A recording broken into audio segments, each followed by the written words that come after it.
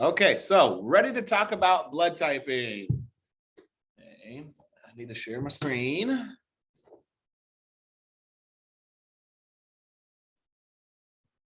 It is important to understand, especially in clinical settings, an individual, especially a patient, their blood type, especially if there is any need for a blood transfusion. Okay, and this blood type and transfusion compatibility is just a matter of the interactions between the proteins in their plasma and the proteins on their erythrocytes, the red blood cells. Okay, the two major types of proteins with regards to blood typing are the antigens and antibodies. Antigens are complex molecules, typically proteins, glycoproteins, or glycolipids that are genetically unique to each individual, found on the surface of the cell, and enable the body to distinguish its own cells from foreign cells, foreign matter. Okay. We're going to see this word antigen a lot in our next lecture when we move into the immunity stuff. And we'll kind of use the word antigen in that case to describe something that's not from our body. So like a foreign cell, like a bacterial cell or a virus or something like that, that our immune system is going to target and hopefully eradicate. Okay. With regards to antigens, though, our red blood cells do have them on their surface, and they are genetically unique to each and every one of us. Okay. And in other words, we inherit them from our mom and our dad. And we also have antibodies, which are proteins that bind to those antigens and mark them or the cells that carry them for destruction. And we'll obviously be talking more antibodies in our next lecture as well. What we do not want to have happen is agglutination of our blood, which is the process where an antibody molecule binds, it should say two, like TO, to two or more antigens, forming a large antigen antibody complex. So it's essentially what is shown right here, where the antibody and the antigen have interacted, and which would lead to something like what's shown here on the right side of the page, where an individual with type B blood is injected with blood from a type A donor. Okay, what's going to end up happening is this binding of the antibodies to the antigens, which causes agglutination, where they clump up, okay, which is going to result in the red blood cells, blocking things up, kind of like, blood clots we talked about the other day. And those red blood cells would start popping like a little, like a balloon that gets filled with too much air, too much water. The process there is called hemolysis. Okay, this fancy terms, agglutinogens and agglutinins, are used to describe the antigens on the surface of the red blood cells. Agglutinogens are those, and then agglutinins are the antibodies dissolved in the circulating plasma. Okay. These names reflect the fact that the blood antigens and antibodies interact to agglutinate red blood cells in the event of a mismatched transfusion. So what are the four types of blood that are possible? We can describe them using what's called the ABO blood grouping or blood typing method. Okay, and it's once again based on genetics, hereditary presence or absence of specific antigens on their red blood cells. Basically, the name of the blood, type AB, or O, tells you which antigen type you're going to find. Okay. In the case of type A blood, it has A antigens, whereas B antigen or type B blood has B antigens. Type AB has both A and B antigens, and type O has neither A nor B antigen. What you're always going to want to have is the opposite antibody to prevent that agglutination process. So in other words, A antigens are on type A, and then antibody B antibodies are in the plasma. Okay? B antigen, B or A antibodies. A and B antigens means you can't have either antibodies. And since type O has no antigens, it can have both antibodies just fine. Okay? And as a result of those four blood types, okay, we can predict what would happen to the body if a donation of blood was given, a transfusion was given to a specific patient. Okay, Just as an easy kind of straightforward way to describe it, you can always receive the same type of blood that you have. Okay, so if you have A, you can get A. If you have B, you can get B. Okay, everybody can also get type O, and that's because type O is described as a universal donor. Okay, so this table is very handy because it's going to show you exactly what happens in the case of here in the two blue columns. We show the recipient who has what type of blood, and then what would happen if they are given O, A, B, or AB. Okay, if a person with type O blood with no antigens and both antibodies receives their same type of blood, type O, the red blood cells stay not agglutinated, and they stay normal. Whereas if they were to receive A, B, or AB, look what happens to the red blood cells, they agglutinate. Okay. Type A blood with A antigens and B antibodies can also receive O. And as I already said, they can receive their same type of blood, A, but they cannot receive B or AB. Type B with antigen B and antibody A can receive O. Can't receive A, but it can receive its own type of blood, B. Cannot take AB. And in the case of AB, going across the board, we see that no agglutination takes place. And that's why we call AB the universal recipient. They can receive blood from anybody. So if you're in that situation or that category, you're kind of at a benefit. Okay. If we were all in one location and we had a physical lab, we would actually do some blood typing. It's pretty fun to kind of learn this stuff in that manner. I've done it in the past where I've actually had students do a finger prick, and then you can put a little drop of blood on a little piece of cardboard, and you can buy those, and then you can take these different vials, one with antibody A inside of it, one with B antibodies inside of it, place a drop of that on the blood, and you can see what happens to that blood, and that is going to tell you whether there's the specific antigens involved. So if we see like here with the blood drop that clumps up, okay, when treated with anti-A serum, that tells you that this person has the A antigen because the antibody A is interacting with those A antigens. Whereas here for the blood drop that's treated with anti-B serum, nothing happens to it because of the fact that the antibodies and the antigens don't interact, and because they're not the same. And it's kind of a cool way. I've done it also, aside from doing it with real blood, they make synthetic blood, and we try to figure out what that blood typing was. There's also, when describing a blood type, another thing that people use to describe their blood, their RH factor or their RH group. And so instead of saying they have like type O blood, they would say more than likely type O positive or O negative, A positive, A negative, etc. Okay. And this relates to presence or lack thereof of this RH antigen. If they are type positive blood, like type A positive, you see here in the top right, it means that they have that RH antigen present on their red blood cells. Okay. Whereas people with negative blood, okay, they don't have that antigen on their red blood cells. So in this case, somebody type A negative has the A antigen, but they don't have the RH antigen like people with A positive blood do. This person would be A positive, this one would be A negative. Okay.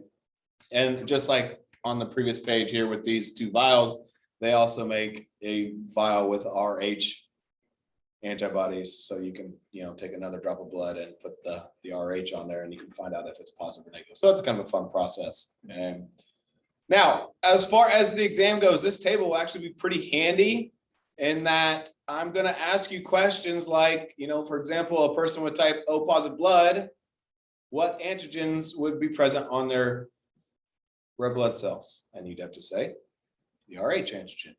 Or I might ask you what antibodies would they have, and you'd have to say A and B, or if the person was A positive, so on and so forth. Okay.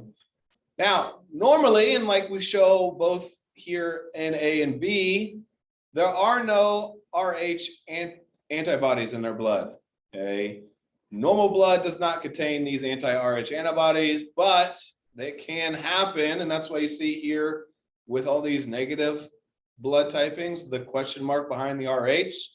Okay. It does happen, but only in kind of weird situations. Okay. If an Rh negative person receives an Rh positive blood transfusion, their immune system will start to make anti-Rh antibodies that will remain in their blood. Now, that's not really a big issue unless they're given a second transfusion a second time. Okay. If they get Rh positive blood, that's the key. Okay. If they get negative blood, it's not a big deal. Okay. But if they're given a second transfusion of Rh positive blood later, the previously formed anti-Rh antibodies will cause the agglutination. And there's that word I mentioned, hemolysis, rupture of the red blood cells in the donated blood, and thus it doesn't, it benefit the person at all. Okay. Under dire circumstances, they might have to make sacrifices, but I'm guessing that, if you are positive blood, you're going to receive positive blood. If you're negative blood, you're going to receive negative. I mean, if you're O positive, they're probably going to try to give you O positive blood, just to kind of simplify things. Really, it's not a big issue if you're, if you're positive blood type, receiving negative blood shouldn't affect you at all. It's only if you're negative and you receive positive, that's an issue. What cannot really be prevented is a situation where mom and baby don't always have the same type of blood. And this can happen because, remember, this is genetically inherited. So dad has a role in determining blood types. And we call this issue hemolytic disease of the newborn. Okay. It occurs if a Rh negative woman carries an Rh positive baby who once again received that Rh factor from their dad. Bleeding from the placenta can sometimes occur at birth, which means some of that blood from the baby can spill into mom's circulation. Okay. And as a result, it's like she just received a transfusion of Rh positive blood. And so she will start to make anti-Rh antibodies. Okay. Unless treated with what's called a RhoGAM shot shortly after giving birth. Okay. RhoGAM is also given in cases of miscarriage or abortion as a precaution. Now, she's just fine. The first baby would be just fine as well. But if she got pregnant a second time in the same situation, there was a positive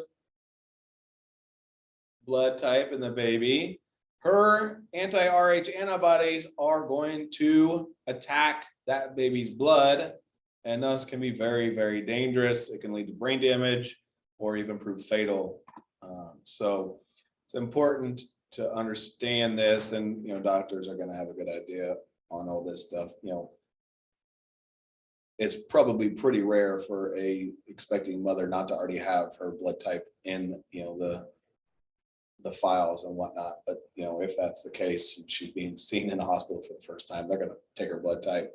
They're going to find out what that baby's blood type is, shortly after birth and all that stuff. So they will make sure that things get taken care of, because we're dealing with modern medicine, but once upon a time this was not possible. So all right, last thing I want to talk about is some of the more common blood disorders. I've mentioned a little bit about anemia. Okay, I talked a little bit about that the other day. Condition in which the oxygen carrying capacity of the blood is reduced. Notice there's nothing in that sentence that states that being anemic means that you're low in iron.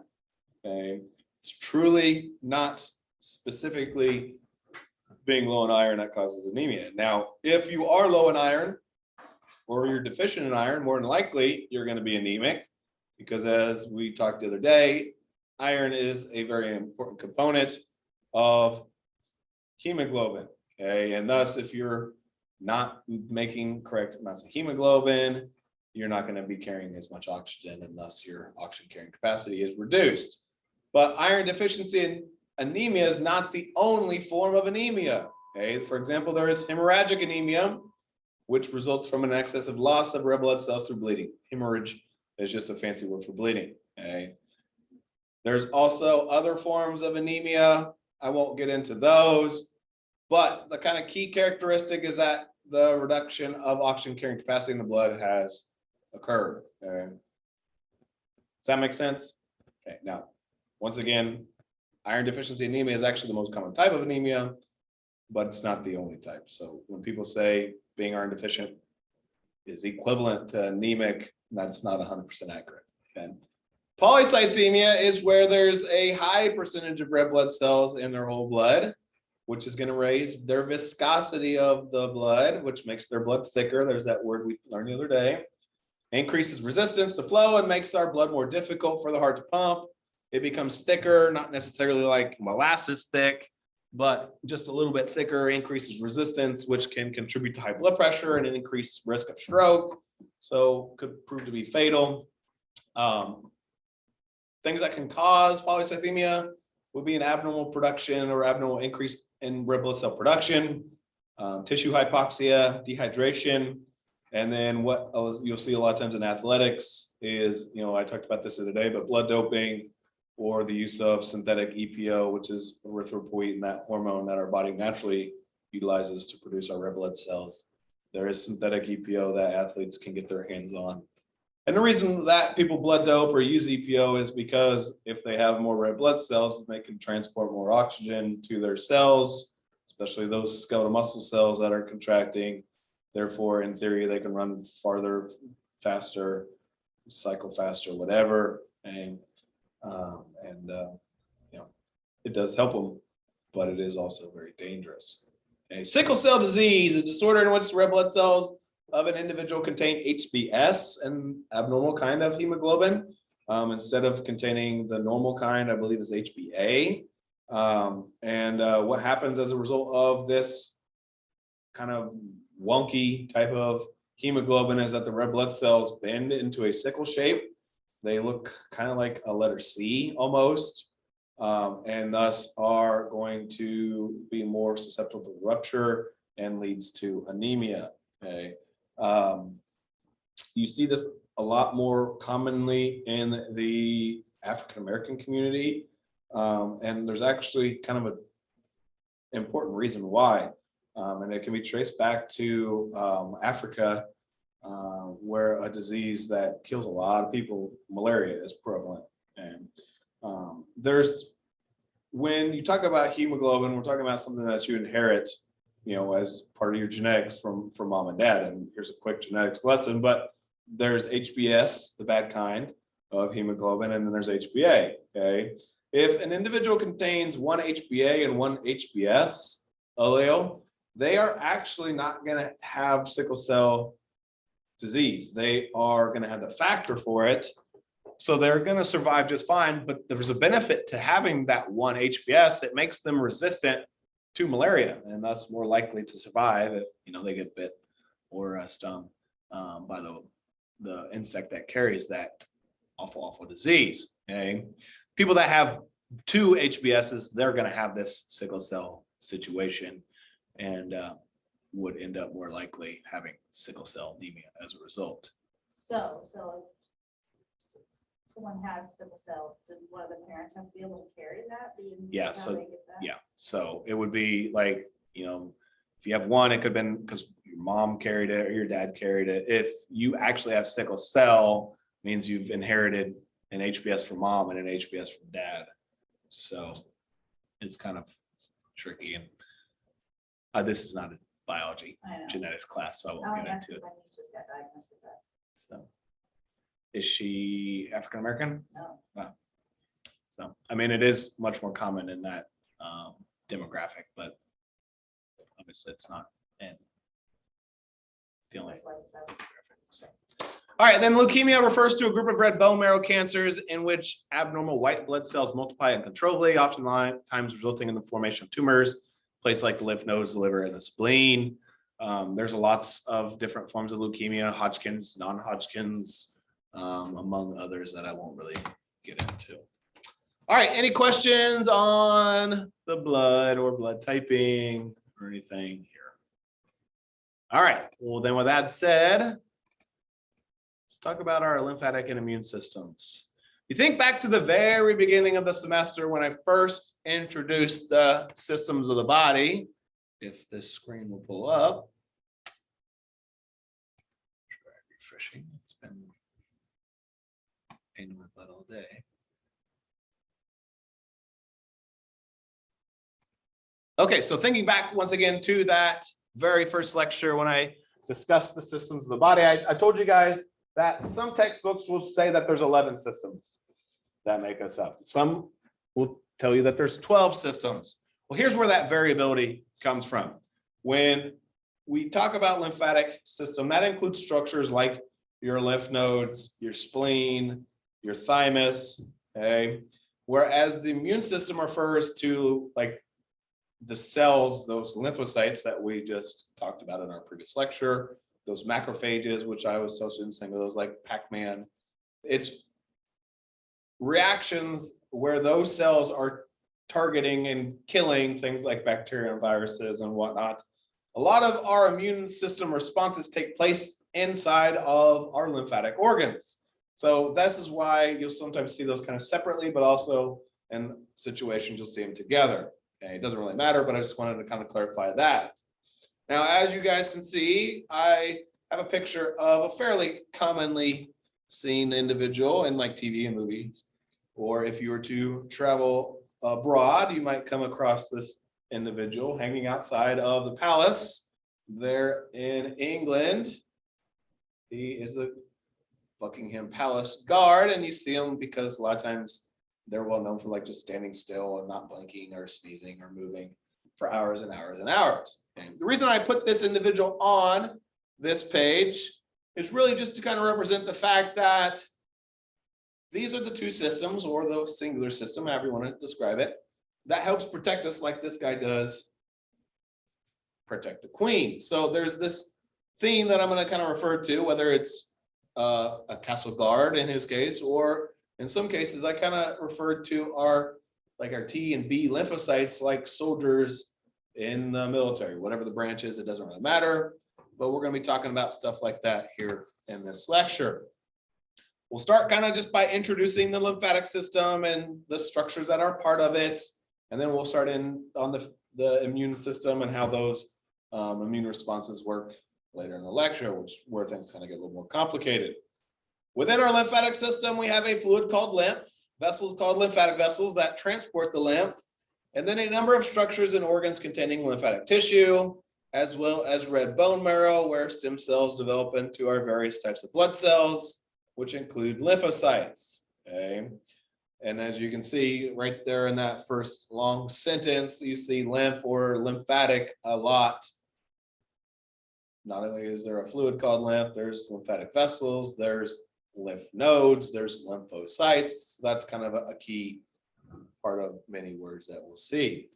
We can say that the lymphatic system is designed to maintain a balance of fluid in our internal environment, and therefore is closely allied with our cardiovascular system.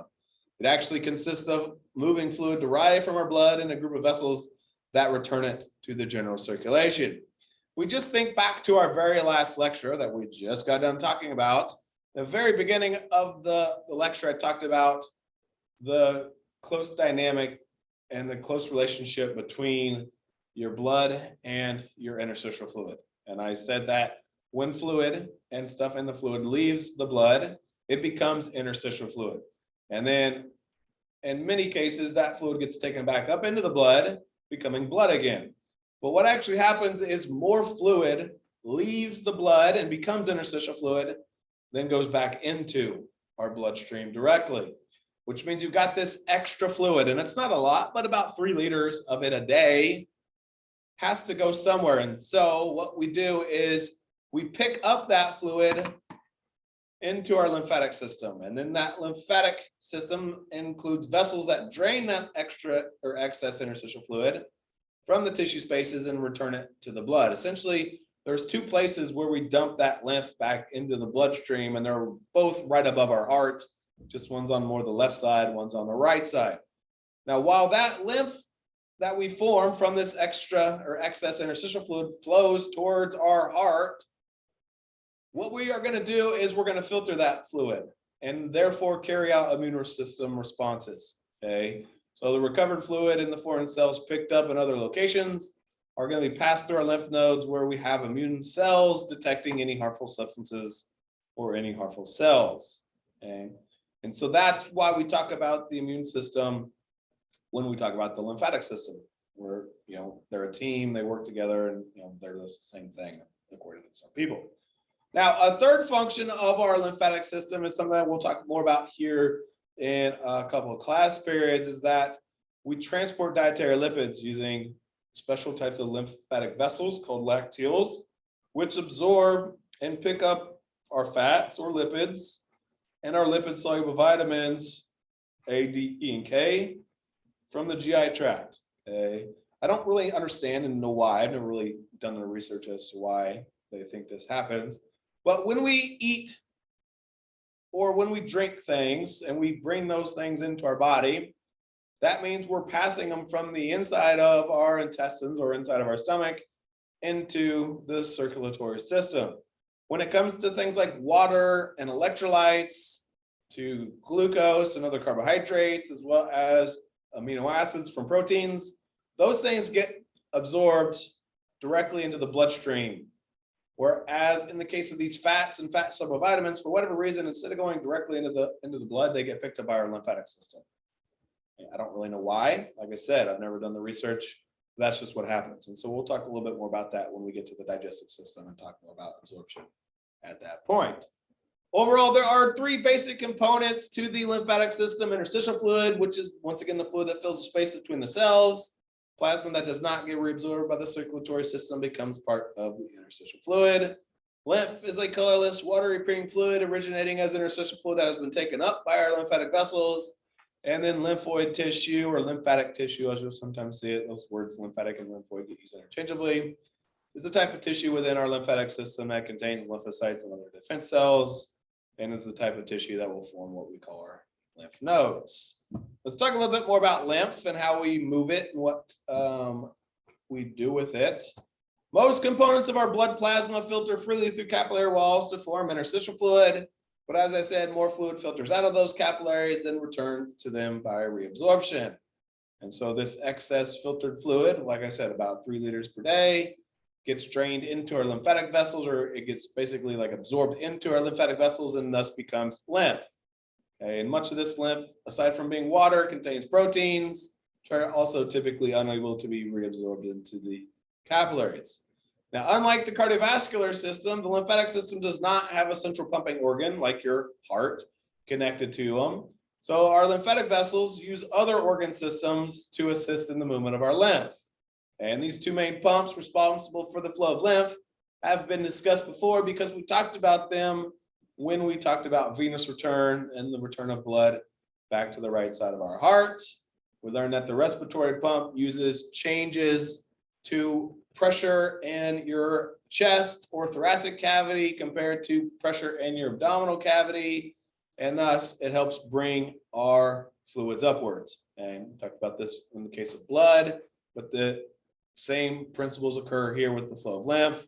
We're talking about pressure gradients going from high pressure to low pressure. So if pressure is higher in the abdomen than it is in the thoracic cavity, that's going to pull that lymph upward towards your heart.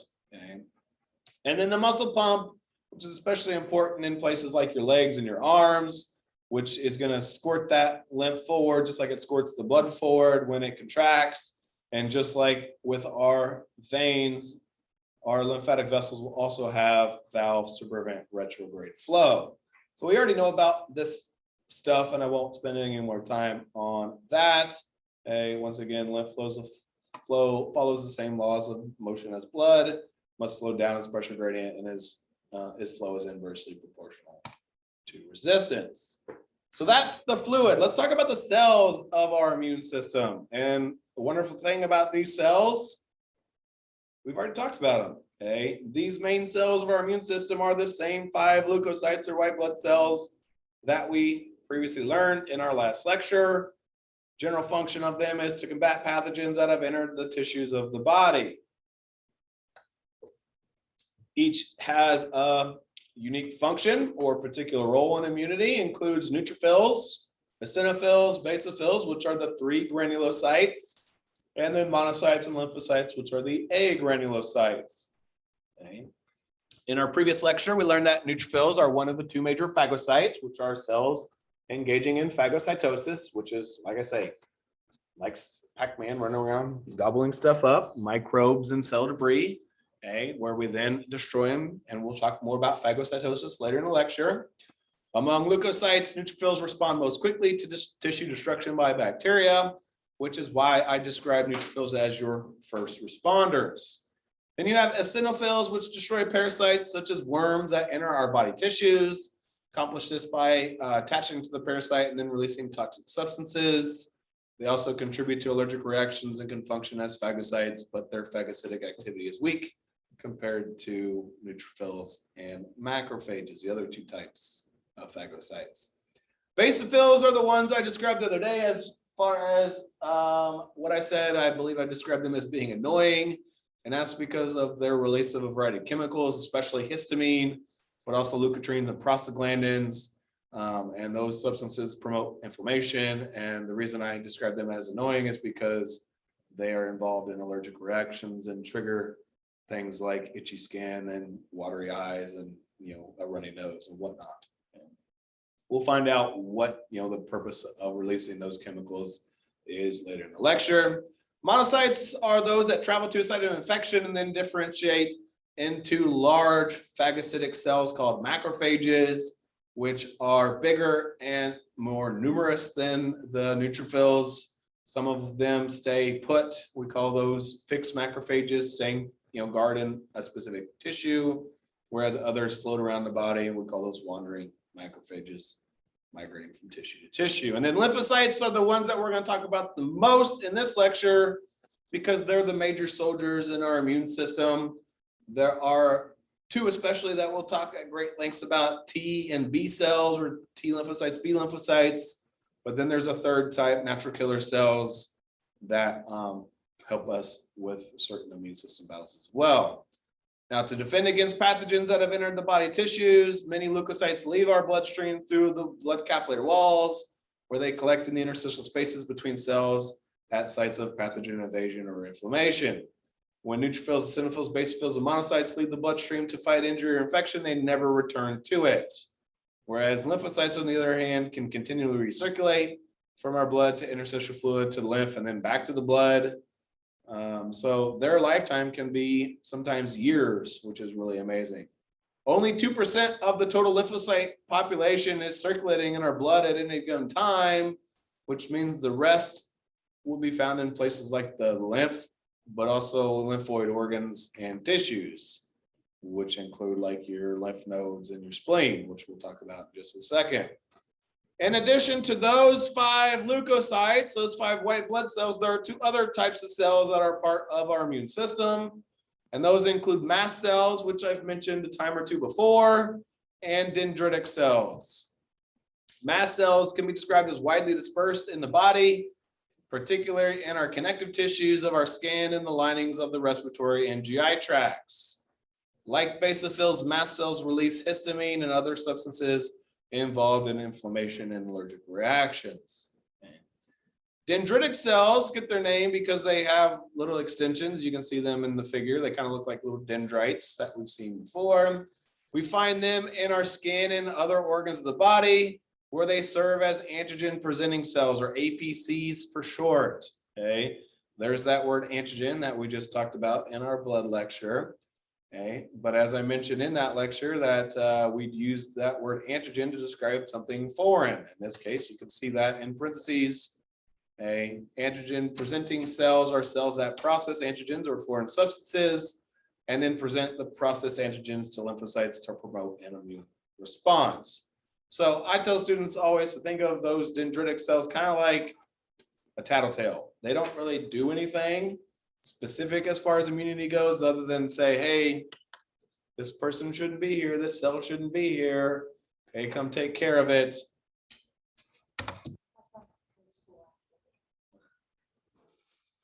All right, let's talk about the organs of the lymphatic system, or lymphoid system, as you'll sometimes see it. And these are the structures in which lymphocytes develop, reside, or carry out immune responses, and can be classified into 2 groups based on their functions. We have the primaries and the secondaries. The primaries are the sites where stem cells divide and become what we call immunocompetent. And that word immunocompetent is something I definitely want you to know. It's the term that describes the ability to mount an immune response. Okay, that includes two things, your red bone marrow and your thymus. And when we describe immunocompetency, I want you to kind of imagine a soldier when they join the military. Okay, so here we go with my kind of theme for the lecture. Our immune system cells, especially those lymphocytes, once again, are the major soldiers of the immune system. And when a real person joins whatever the branch military it is that they join, they're not ready to just go to battle. They need to become a competent soldier. Okay, the same situation is seen with our immune system cells. They need to become mature soldiers. And so it's like going to boot camp, which is what the primary lymphatic organs perform, and the training aspect of things. Now, when you think about like training and a soldier, you think about like what they do with boot camp, a lot of running, push-ups, and that kind of stuff. Obviously, that's not what's taking place for our immune system cells. It's where they develop the correct receptors on their plasma membranes and thus are able to interact with the foreign cells and whatnot that might get into the body. Okay, the red bone marrow we talked about in our last lecture is where we produce our various blood cells. Okay, but this is where some of our cells become immunocompetent. And then the thymus is an organ that we've actually talked about before, and we'll talk a little bit more about here actually on the next slide. That's where our T cells get matured and developed. And now, after completing basic training, a soldier is then, technically ready to go to battle, which is going to lead me to the secondary lymphatic organs and tissues. These can be described as the sites where most immune responses occur and include your lymph nodes, which is where a lot of immune system responses take place, but also the spleen and your lymphatic nodules, which include things like your tonsils and your appendix. And we'll get into all those here in just a second. So in other words, the secondary organs and tissues are kind of like where the war zones are and where the battle is taking place. We'll talk about those here in a second, but let's, like I said, talk a little bit more about the thymus. It can be described as a bilobed organ just above the heart, located in the mediastinum. Not that that's really important. It is surrounded by a capsule that separates those two lobes from one another, but more importantly, the capsule has these inward extensions that separate those lobes into smaller subunits called lobules, which is what we have pictured right here. Okay. We can describe the thymus as a very important site of immunity in children and as a reservoir of lymphocytes, especially our T lymphocytes. This is where we change those undifferentiated lymphocytes into T lymphocytes. So in other words, this is where they become competent functioning soldiers, known as T lymphocytes or T cells. Okay. Now, each lobule of the thymus consists of two major parts, a cortex and a medulla. Okay. The cortex is where we have these immature or pre-T cells migrating from our red bone marrow or myeloid tissue as it's labeled here. Okay. And these are like the soldier first arriving at boot camp, not anywhere close to being trained, but are at least in the place where they need to be to get that training. Okay. We also find dendritic cells, which we just learned are another type of immune system cell. These are derived from monocytes and assist with the maturation of these T cells. You will also find specialized epithelial cells that help educate the T cells through a process known as positive selection, which we'll talk a little bit more about here at the end of in a little bit. Okay. They also help produce the thymic hormones that we learned about previously that are involved with T cell maturation. We talked about those in our endocrine lecture. I kind of kept it simple. There were several like thymic humoral factor, thymopoietin, but I just told you just to call them thymic hormones. And I told you that at that point, all you need to know is they help with T cell maturation. Well, now you're kind of seeing that process and what that entails here. There's also going to be these kind of blue or purple blobby cells, which are the macrophages that, once again, are like Pac-Man, that might clear out any dead and dying cells that, are just not going to be a fully functional cell. Now, once the training aspect of the thymus is complete, then those pre-T cells have become mature T cells and are ready to go to battle. So they migrate to the medulla, and then they're able to hop into the bloodstream. So they exit the thymus via the blood and migrate to our lymph nodes, to our spleen and other lymphatic tissues, where they're basically going off to battle and will be ready to, destroy stuff. You'll find a lot of those T cells in your lymph nodes. Okay? Your lymph nodes are your biological filters located along our lymphatic vessels. Each lymph node is a kind of kidney bean shaped structure. We find them sometimes in pretty large groups, especially in places like our neck, our armpits, and groin, near the mammary glands and near the mammary glands in a female. Okay. Within a lymph node are those T lymphocytes, but you'll also find B lymphocytes or B cells. You'll find dendritic cells, and you'll even find macrophages. Okay. Now, as I just described lymph nodes, I said that they are a biological filter, and their job is to filter microbes and other foreign substances from the fluid called lymph. Okay. Just as a quick anatomy lesson on a lymph node, I want to run through so that we can understand how it works. I'll start by talking about these vessels here on the kind of rounded side of a lymph node, what we call afferent lymphatic vessels. There are several of these that draw the lymph into the node. There's also on the other side, on the indented hilus or hilum side of a lymph node, a couple efferent lymphatic vessels, which are the vessels that drain the lymph out of the node.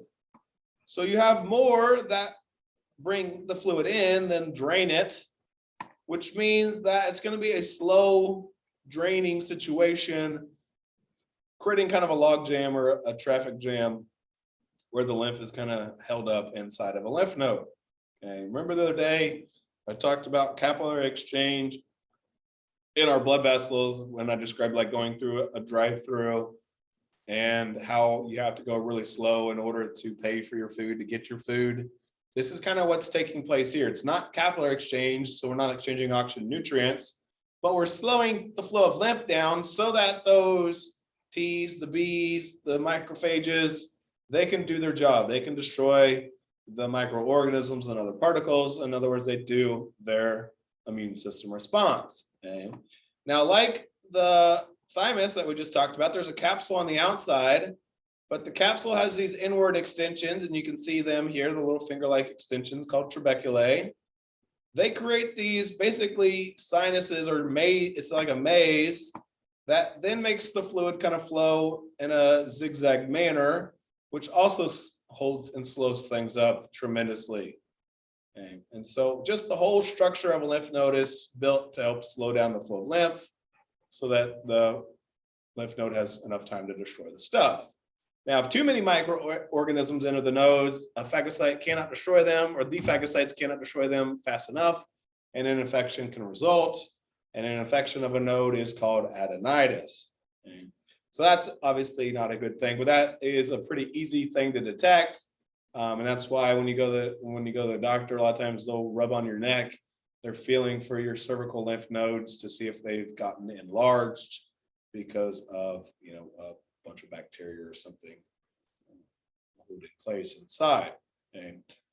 Cancer cells as well can also be an issue with lymph nodes. They can break free from their original malignant tumor and then get lodged in lymph nodes where they end up causing a blockage of flow. And then that can also trigger the growth of a new tumor, which can cause the node to get really big. And that can be sometimes even felt or seen through the surface of the skin. Very common in breast cancer. And since the the breasts have nodes so closely correlated with them. That's a common situation, and that's where the lumps in a breast would come from. Typically, something that a female can feel when doing a self breast exam. All right, so those are your lymph nodes. Your largest lymphatic organ is your spleen. Let's talk about it now. Located directly below the diaphragm and posterior lateral to the stomach. Not that that's very important, but if you want to kind of imagine where it's at, so we're on the kind of left side of your abdomen. Contains a variety of cells, including lymphocytes, both B and T, your macrophages and dendritic cells. So it's got the same cells that we just saw in our lymph nodes.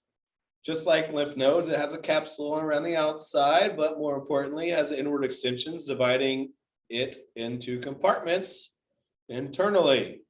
Okay, those compartments contain two types of tissue, white pulp and red pulp. Okay, the white pulp is very similar to what we have with our lymph nodes. It is the lymphocytes and macrophages, so it's got both B and T cells. And just like in our lymph nodes, we are filtering those microbes and other foreign materials. But the difference is here, we're filtering the fluid called blood, whereas our lymph nodes, we were filtering our fluid called lymph. Okay. So as blood passes through the spleen, the B and T cells carry out their immune system responses, and the macrophages destroy their microbes by phagocytosis. So that's just the big difference between lymph nodes, which filter lymph, and the spleen, which filters blood. You also have red pulp, which is blood-filled venous sinuses, or is going to consist of blood-filled venous sinuses and cords of splenic tissues called splenic cords. And these splenic cords consist of your red blood cells, your macrophages, the T and B lymphocytes, the plasma cells, and then the three granulocytes, basophils, neutrophils, and eosinophils. Okay. In the red pulp, our spleen performs three functions related to our blood systems or our blood cells. Okay. We can remove any worn out or defective blood cells and platelets by macrophages. About a third of our body supply of platelets are stored here. And then, as we learned the other day, during fetal life, we produce our red blood cells, white blood cells, and platelets in the process of hemo or hematopoiesis. Key there, though, that's all taking place in fetal life, not after the last trimester through the rest of our life does that take place, because during that last trimester, our red bone marrow takes over that job and continues that job for the rest of our lives. What's really cool, though, is if a child has a splenectomy where the spleen has been removed, lymph nodes in the abdominal cavity can actually become enlarged, and spleen can function, which is not 100% perfect to replace the spleen, but it is pretty dang amazing nonetheless, and a great representation and illustration of just how amazing and adaptable we really are. Human body's amazing. All right, let's talk now about lymphatic nodules, not to be confused with nodes. Nodules are egg-shaped masses of lymphatic tissue. Big difference is that they are not surrounded by a capsule, but they do have those same cells we've seen, which include the lymphocytes, T and Bs, macrophages, as well as dendritic cells.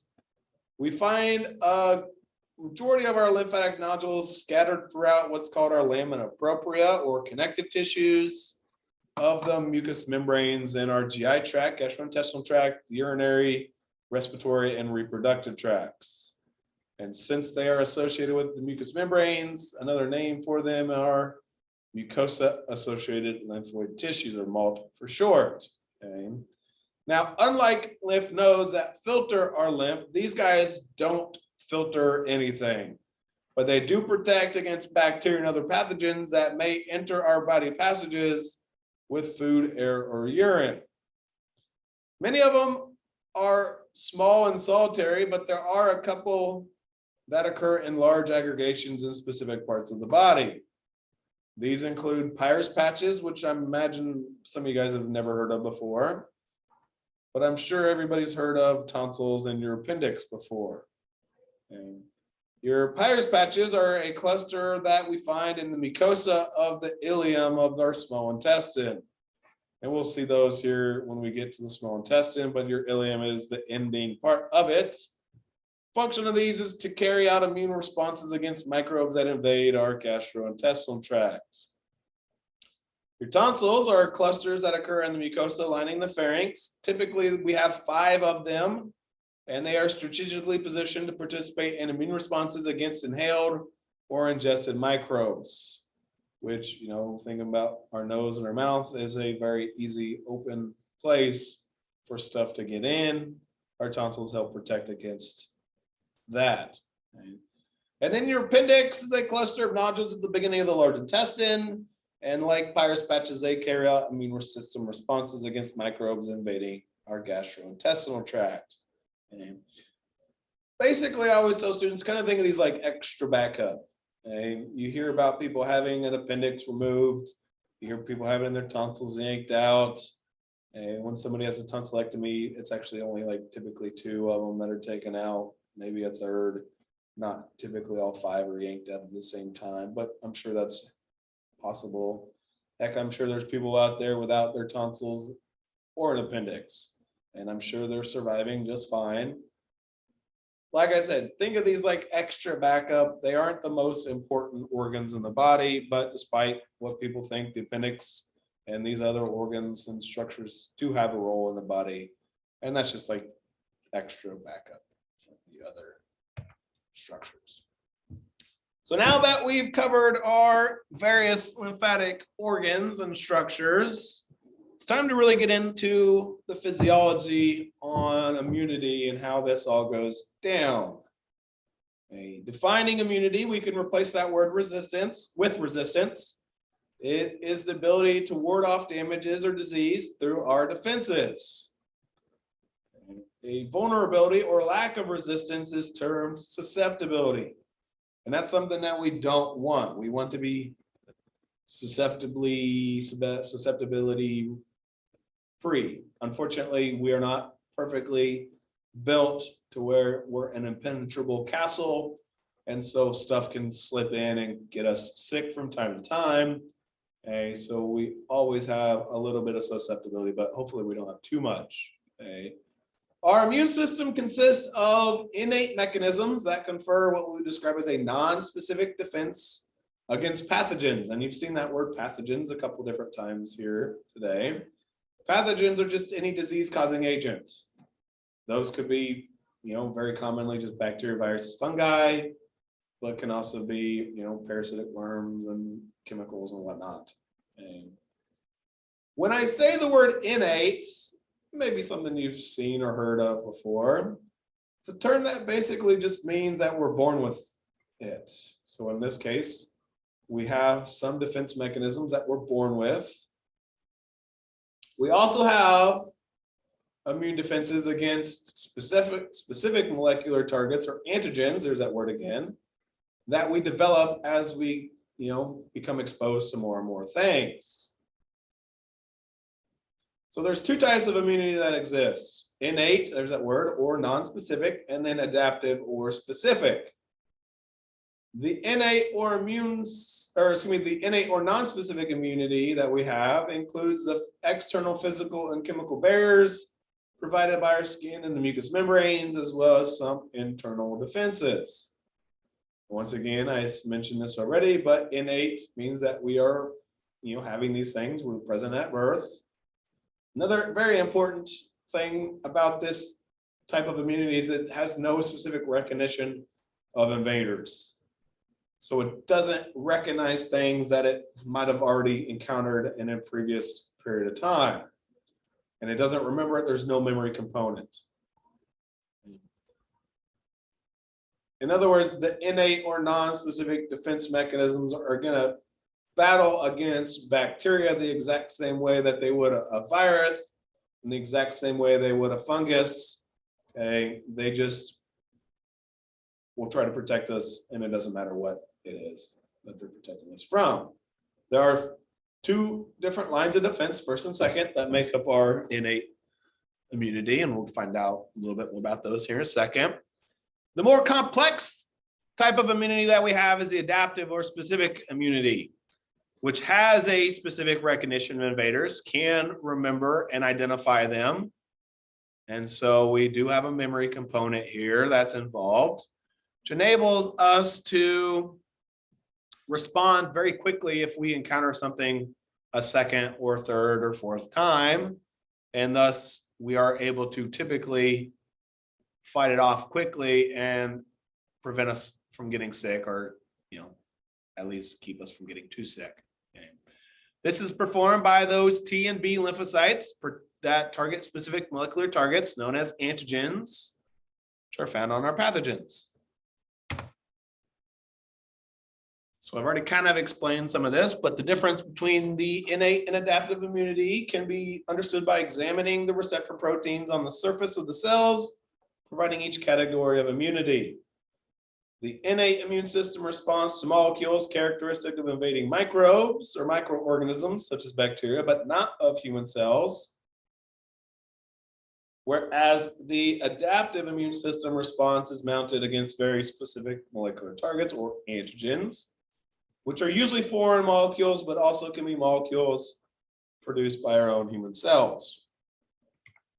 All right, let's start by talking about the innate immune system stuff, and we'll do it with our first lines of defense first. These are going to be typically the things that come into contact with the pathogen first, which is why we call them the first line of defense. Okay. And they include external physical as well as chemical barriers of our body that are built to discourage microbes and other foreign substances from making their way inside, from penetrating our body and causing disease. Okay.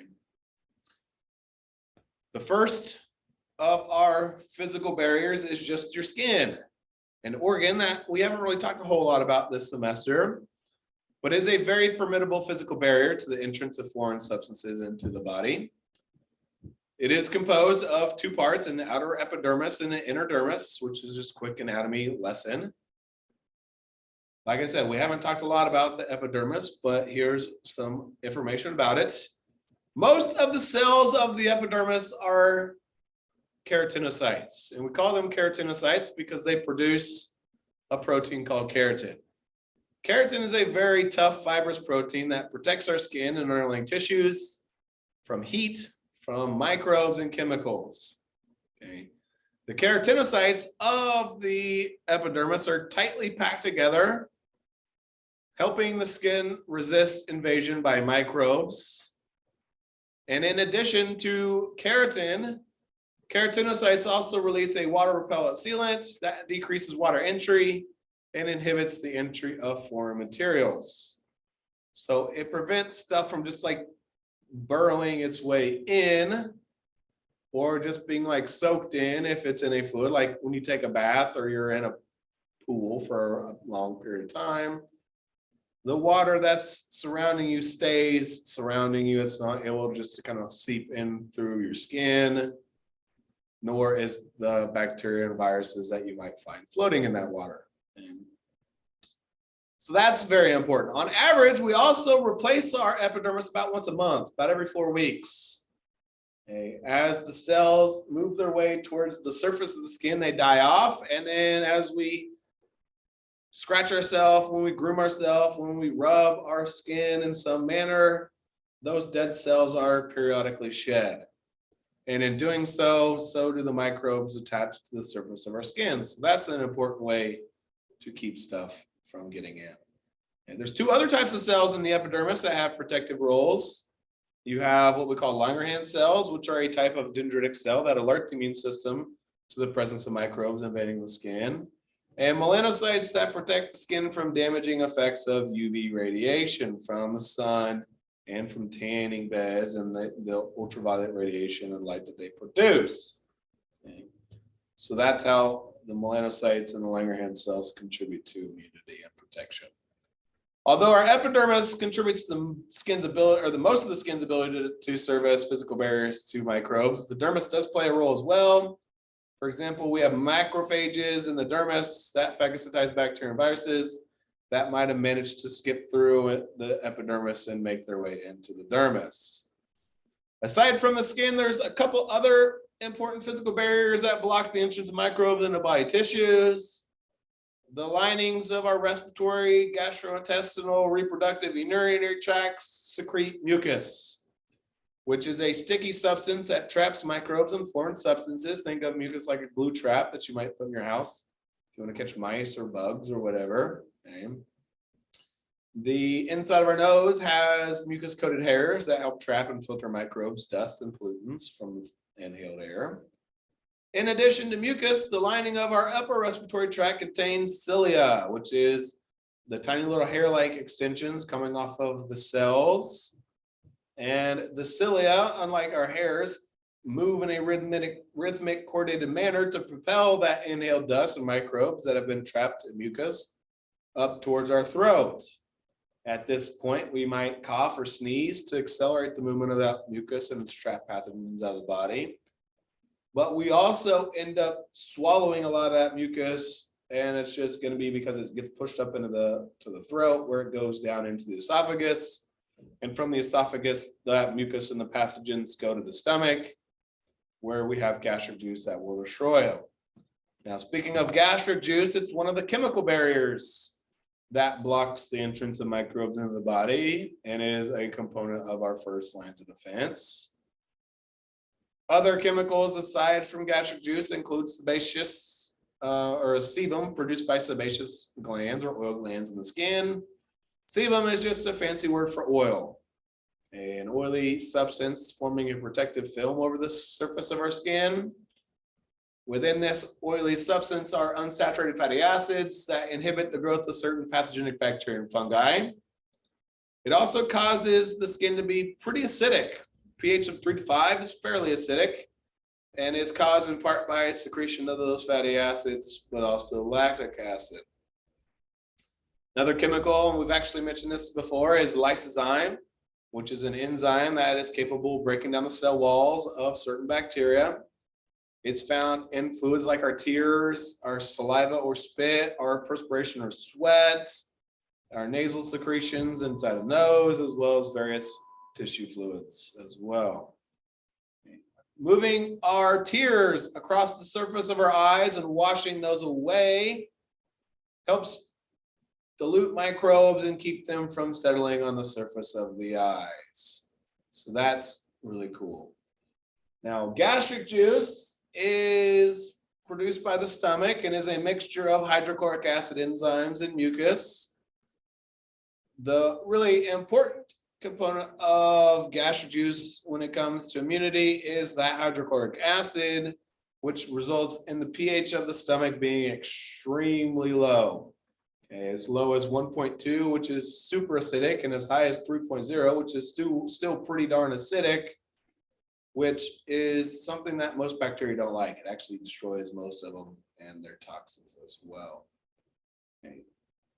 Other slightly acidic fluids include the secretions of the vagina in a female, which discourages bacterial growth. Saliva is going to help wash microbes from the surface of the teeth and from the mucous membrane of the mouth. Urine is going to cleanse the urinary system, prevent colonization of microbes, and defecation and vomiting also expel microbes. So those are the structures of the first lines of defense. We have physical barriers, we've got chemical barriers, but unfortunately they are not 100% efficient in keeping stuff out of the body. It's inevitable that we are then going to have to call on the second lines of defense, which include the following: antimicrobial substances. There are 4 of those that we'll talk about here on the very next slide.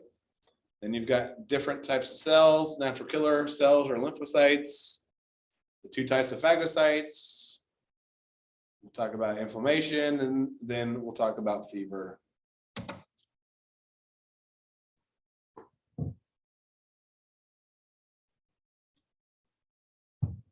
All right, let's start by talking about the 4 antimicrobial substances. First ones are what we call interferons. Interferons are proteins produced by lymphocytes, macrophages, and fibroblasts, which are connective tissue cells that have become infected by a virus. Okay? And we actually show that taking place right here in this top right figure. Okay? When a virus infects a cell, a virus ultimately kind of takes over function of the cell, triggering the replication of that virus and results in the formation of new viruses. And eventually that cell will die and those new viruses are released, which then could go in and do the same thing to a neighboring cell. Okay. But the function of interferons, when released by those virus infected cells, they're going to diffuse into a neighbor that's uninfected, which triggers it to be protected. Okay.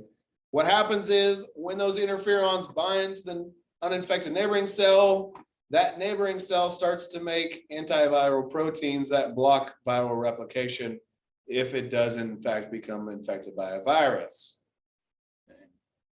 So the original cell that releases the interferons is kind of screwed, but at least they are nice enough to try to save their neighbors. Okay. Now we call them interferons because they interfere with viral replication. Okay. Interferons also activate natural killer cells and cytotoxic T cells, which are cells that we'll talk about here later on, but can kill infected body cells and cancer cells. Okay. In addition, interferons also inhibit cell division and suppress the formation of tumors. So they've got several jobs. Okay.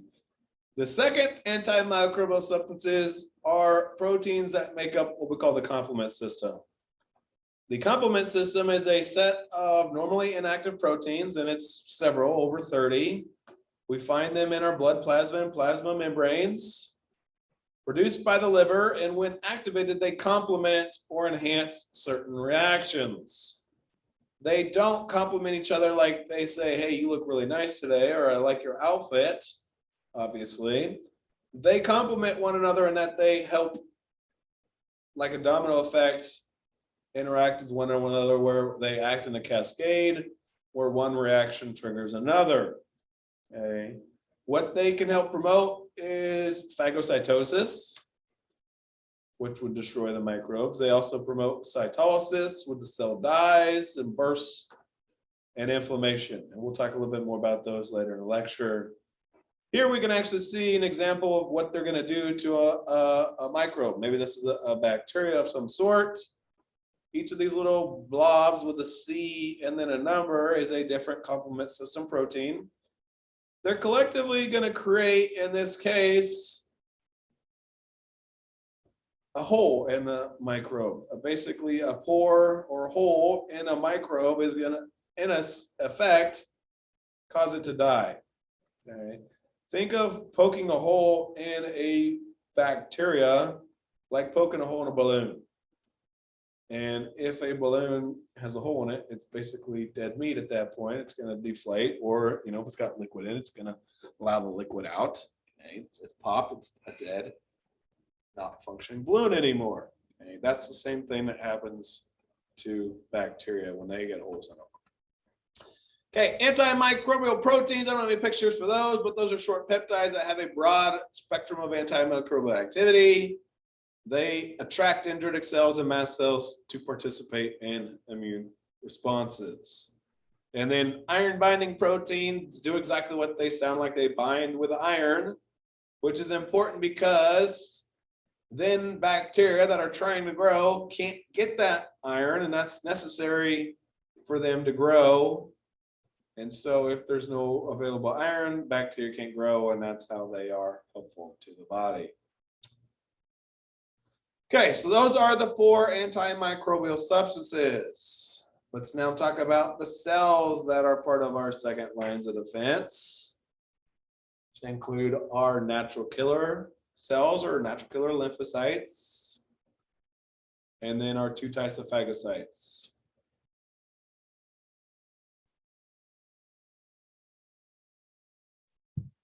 Once again, A natural killer cell sounds really cool, and I wish it was called a natural killer lymphocyte. So it'll be very easy to remember that it is a lymphocyte. It's not a T or a B though. They're not super numerous in the body, only about 5 to 10% of the lymphocytes in our blood, but we also find them present in the spleen, our lymph nodes, and our bone marrow. Their job is to non-specifically kill abnormal body cells, such as infected body cells and cancer cells. We actually show an infected body cell down here at the bottom and what a natural killer cell will do once it binds to it. Okay. When a natural killer cell binds to a infected body cell, it will release some granules containing toxic substances. Okay. These include granzyme and perforin. Okay. Perforin is a protein that will insert itself into the plasma membrane of the target cell, creating channels or perforations in its membrane.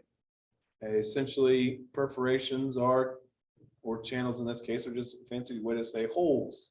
Okay. As a result, fluid is going to flow in to that cell, which causes it to burst. Cytolysis, which is just like I was talking about with the complement system proteins in the figure on the bottom of this page. Okay. Now, other granules include granzymes, which are protein digesting enzymes that enter the target cell through those perforin channels. What they induce is what's called apoptosis, which is kind of a cool thing. It sounds fun to say, but it is a programmed cell death. So in other words, granzymes kind of go into a cell and find its self-destruct button. Obviously, that's not what's happening, but if you want to kind of visualize it, that's what happens. Okay, and in doing so, the infected body cell dies. Okay, but the infected body cells are the only thing to die, not the microbes inside, which means that they get released. So whether it's a virus or bacteria, that's going to be released. Thankfully, those can be more easily engulfed and destroyed by our phagocytes. Phagocytes are these specialized cells that perform phagocytosis, cellular eating, ingestion of microbes or other particles such as cell debris. Two major types of phagocytes are the neutrophils and macrophages, which form from monocytes that we've talked about before. Singular macrophage can engulf to 100 bacteria during its lifetime, whereas a single neutrophil is only about 20 bacteria before it dies off. In addition to being an innate defense mechanism, phagocytosis plays a vital role in adaptive immunity. They are going to migrate to areas of infection and then perform these following 5 steps or stages as it's listed here on the next page. It begins with that process I talked about in our last lecture and compared to smelling brownies in the kitchen. And as a result, me and my 2 boys walking in there so that we can chow down on some delicious brownies. Chemotaxis is where those phagocytes are chemically attracted to the site of infection. Any chemical that attracts the phagocyte, we call it a chemoattractant.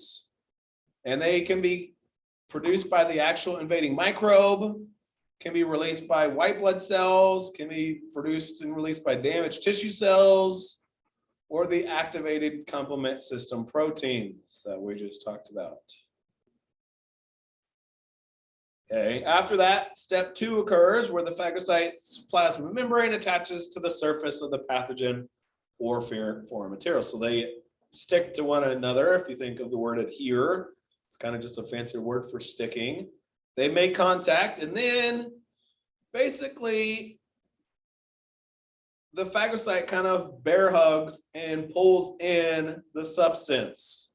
It forms what are called pseudopods, which are these extensions, kind of like a bear hug, 2 arms wrapping around, and in doing so, it's going to pull that substance in, forming what's called a phagosome. It's the microbe plus the sac on the outside, okay, a membrane-bound structure. And that way, we can then destroy and digest the microbe inside. And that occurs because of the lysosomal enzymes, which remember lysosomes are the garbage disposals of a cell. So we see here the lysosomes and the phagosome merge together, forming what's called a phagolysosome. And therefore the lysosomal enzymes and chemicals can go to work. Okay? They can destroy the cell walls of the bacteria, degrade the carbs, proteins, lipids, nucleic acids. There's also going to be lethal oxidants that can cause oxidative burst. Okay? This all takes about 30 minutes for the bacteria to be killed off. And then 5 is where the residual non-digestible stuff just gets discharged out of the cell. Okay, so that's phagocytes and phagocytosis. Let's talk about our 4th component of the second lines of defense, a non-specific defense response or mechanism called inflammation.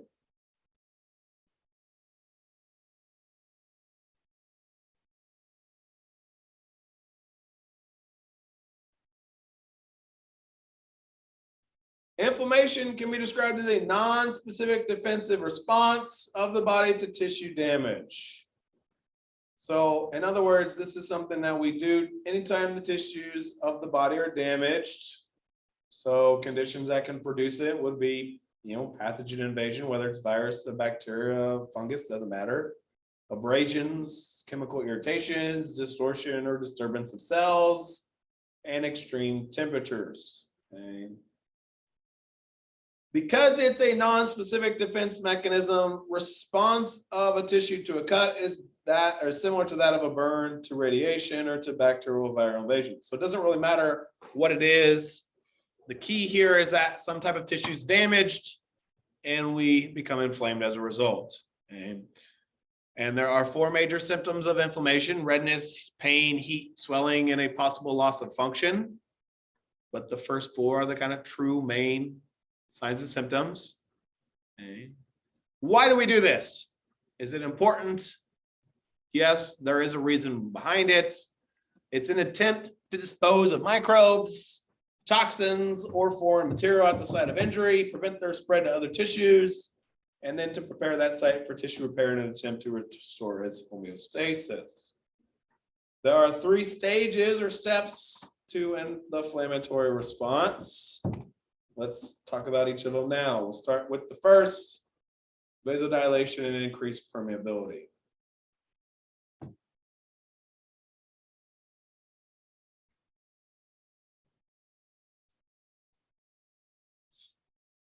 These are 2 very immediate changes occurring to the blood vessels in the region of the tissue's injury. Hopefully, you know all about vasodilation, meaning you didn't sleepwalk through our last lecture, or I guess that was 2 lectures ago. Vasodilation, as we know, is an increase in the diameter of a blood vessel, in this case arterioles, which therefore increases the flow of blood through those blood vessels. Whereas increased permeability means that the substances that we would normally retain in our blood are actually now permitted to pass from the blood vessels into the intercellular spaces or into the interstitial space. Okay, so in other words, we're letting fluid and other stuff out of the blood. Why do we do this? Well, vasodilation allows more blood to flow through the damaged area, and the increased permeability permits the defensive proteins such as antibodies and clotting factors to enter the injured area from the blood.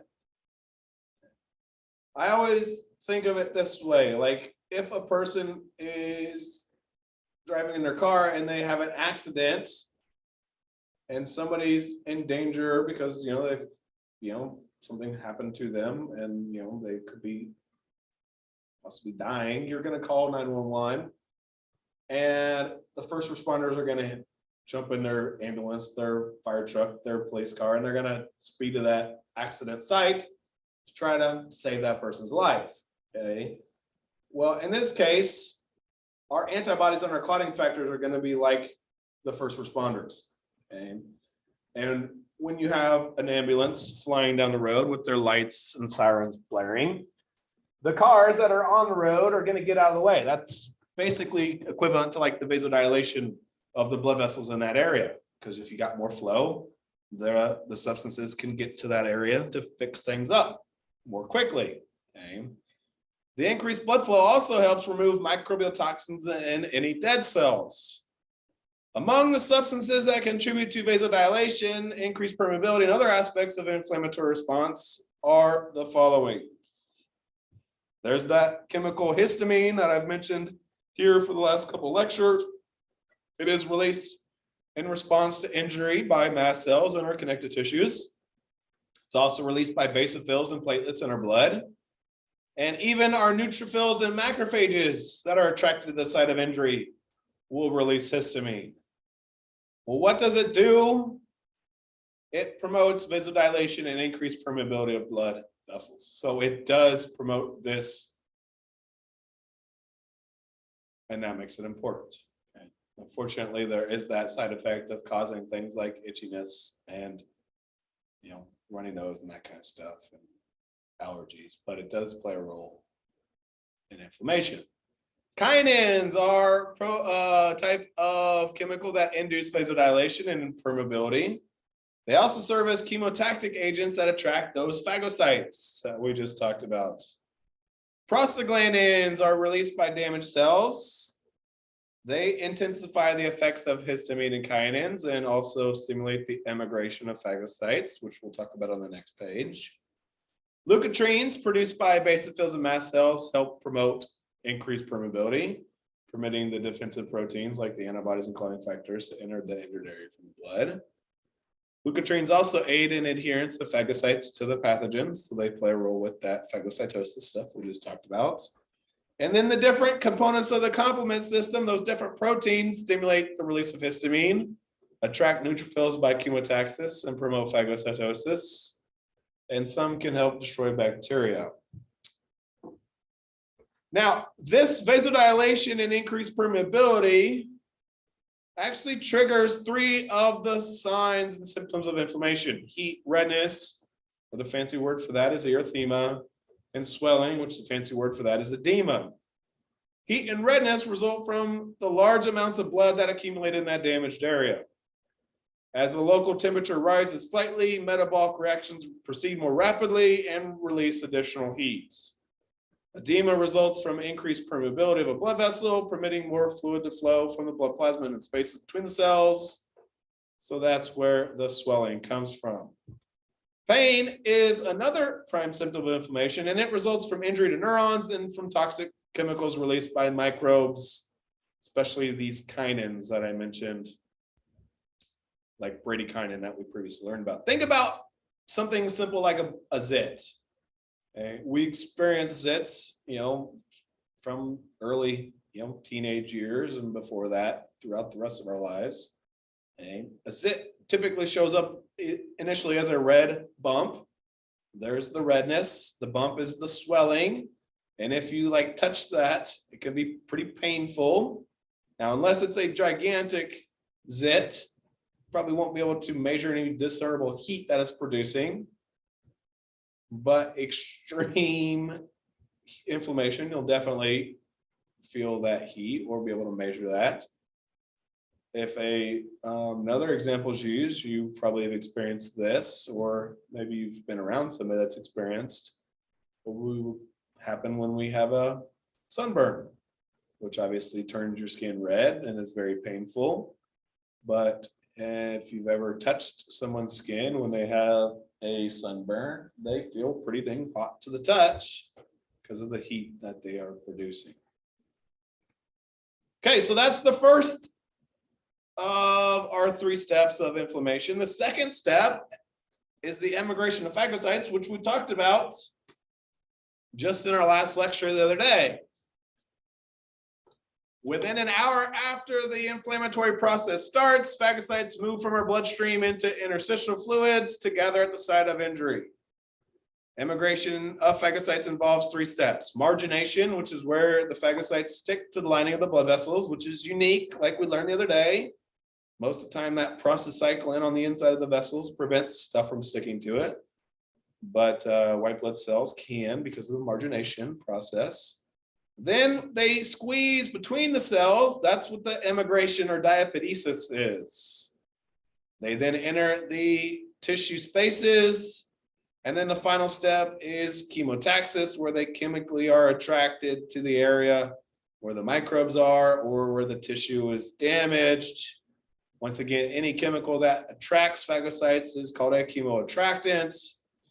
And then the phagocytes can destroy the microbes and as well as dead and damaged host cells that have been formed.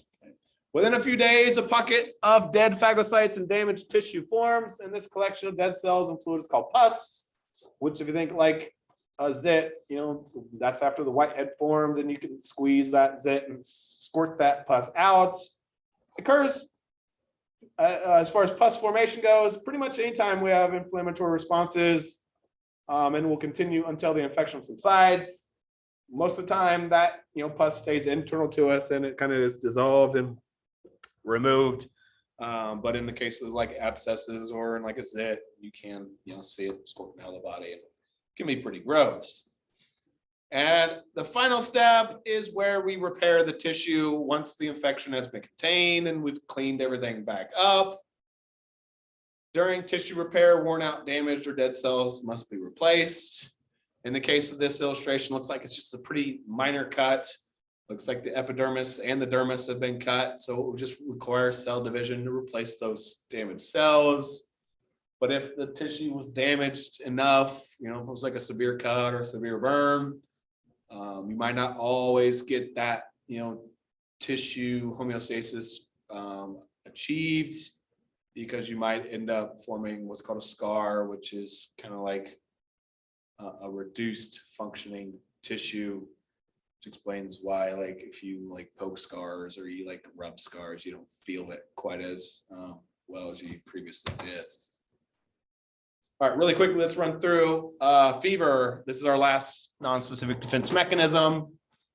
We can describe fever as being having an abnormally high body temperature occurring because the hypothalamic thermostat is reset. So essentially, remember the hypothalamus is our thermostat. It sets our body temperature around 37 degrees Celsius. But in the case of a fever, that number has gone up maybe from 37 to 39, 40. And it commonly occurs during infection and inflammation because of chemical mediators called pyrogens. Pyrogens are going to act on the hypothalamus and trigger that set point number to go up. So it's like walking over to your thermostat, hitting the up button a couple of times. Pyrogens are chemicals released by cells. Either they are produced by our own body cells, what we call endogenous pyrogens, or they are produced by foreign cells. We'd call those exogenous, like in the case of bacteria. Many bacterial toxins elevate body temperature, sometimes by triggering the release of fever-causing cytokines, such as interleukin-1 from macrophages, histamine from mast cells, and prostaglandins. Now, why do we have fevers? It's actually beneficial to have a very slight to a moderate fever, okay? Because it aids recovery from bacterial infections. They also increase the production of interferons, inhibit the growth of some microbes, and speed up body reactions that aid in repair. For every 1 degree Celsius increase in temperature, there's a 10% increase in the rate of biochemical reactions in cells. But high temperatures, high fevers can be very detrimental because higher temperatures allow bacteria and viruses to respond more quickly, and severe fevers can shut down the function of your heart, causing abnormal rhythms, can lead to seizures, and even be deadly. Okay. So it's a really slippery slope. I mean, it's a little is a good thing, a lot is a bad thing. No. Okay. Now, when you have a fever first coming on, okay, what's going to happen is that elevated set points can trigger your hypothalamus to activate heat promoting mechanisms like vasoconstriction of your peripheral blood vessels and in your skin to attempt to prevent or heat loss. If this does not help conserve heat loss, we'll start shivering. What we commonly call this is getting the chills. You feel cold despite the fact that your body temperature is elevated. Okay? And then when you are cooling off, it's because that fever has that, or the fever causing processes have stopped. So you'll stop producing the pyrogens, causing the set point to return to normal. And then you start to activate cooling mechanisms like sweating and vasodilating your skin blood flow, causing your fever to break, which is why sometimes you wake up from a nap or wake up in the morning covered in sweat and your fever has gone. All right, that is it for the innate defense mechanisms. Table 22.1 has them nice and summarized here. We'll start on Thursday by talking about the adaptive immune system and how that works. Going from there. Any questions?